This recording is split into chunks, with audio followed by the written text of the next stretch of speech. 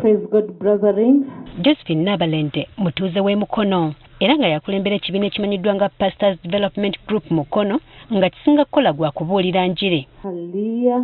Ng'oggyeko ogw'enjiri abantu abasukka mu 500 abeegattiramu bakola omulimu gw'okulunda ebisolo eby'enjawulo n'okulima okusobola okukyusa obulamu bw'abantu baabwe. Tulina abantu bangi be tukulembera bali emabega waffe abeetaaga okuyambibwa. Omuntu yenna oyinza obutasobola kumubuulira Katonda n'amutegeera senga enjala eba emuluma. Tuli balimi specifically tulima ebitooke, ennyaanya, ate tuli balunzi b'enkoko n'embizzi n'ente.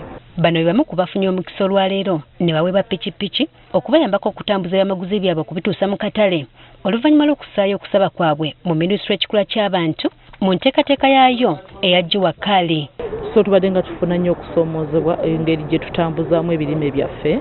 Bwe twamanya puroguramu eno okuva mu foundation gye tukwatagana naye Uganda Juko n'atugamba mu applying ngenda mufune foomu zino muzijjuze ne tu applyinga recent ne batukubira essimu nti tugenda kubawa ebintu mwasaba pikipiki. Group y'abano si eyo keganyuddwa mu nteekateeka eno ne Ramadhan Wamukula nga yejjaakulira ekola gwa kusala nviiri eweeredde ebikozesebwa mu saluuni eby'enjawulo.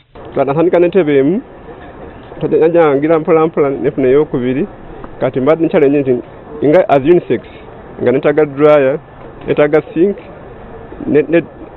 n'ebintu ebirala nga sterilizer naye nga sibiina gavumenti empadde gundi as machines. Okusinziira ku Betty Amonge minisita w'ekikula ky'abantu enteekateeka eno baagissaawo okukwasizaako bannayuganda abaagala okukola kyokka nga tebeesobola. The Juakali program is a program that the Ministry of Gender realized that there are several vulnerable people out there who are into small businesses, but these are informal businesses. They do not have equipment. Some of them have very small equipment or few that cannot support their businesses. Amonge agamba nti emirimu gino gy'oyinza okuyita egya wansi giwaniridde abantu bangi wabula nga ate ne gavumenti tegifunamu kale nga balwana kulaba nga bagitumbula abagikola bongera okugifunamu ne gavumenti okutwalira awamu. Informal sector alone in Uganda constitute 92% of employment in Uganda. So if we do not target supporting those in the informal sector, it will be very difficult for us to sustain our economy.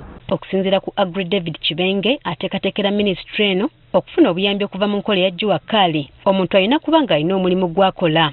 Baba olwedde bakola ne tubongeramu amaanyi ne basobola okugaziya ekyo kye bakola nti abantu bano baba balondebwa tuweereza ttiimu mu bitundu eby'enjawulo eby'eggwanga bateekamu okusaba kwabwe ne batulaga ki kye baba bakola. Agamba nti waliwo n'essuubi abantu abalala okuganyulwa mu nteekateeka eno anti gavumenti yagyongeddemu ku ssente. Omwaka ogujja batwongeddeko akawumbi ak'essente ku bubiri bwe tubadde nabo omwaka ogujja tujja kuba n'obuwumbi 3. Baba bakwasiddwa ebikozesebwa byabwe bagamba nti emirimu gyabwe gya kutambula bukwakko.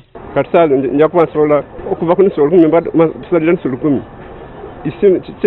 ngenda ku nusu nga 13. I can even employ others. Tukiza tugenda gaziwa tugenda kufuna abakozi abalala. Pikipiki eno egenda kutwongerako tugenda kendeza ssente ze twali tukozesa mu kutransportinga ebirime byaffe bitwala katale. Tukitegedde nti enteekateeka ya Juakali yakamala emyaka 10 ng'eyamba bannayuganda. Jennifer Kabale agafeeyo ku Spark TV.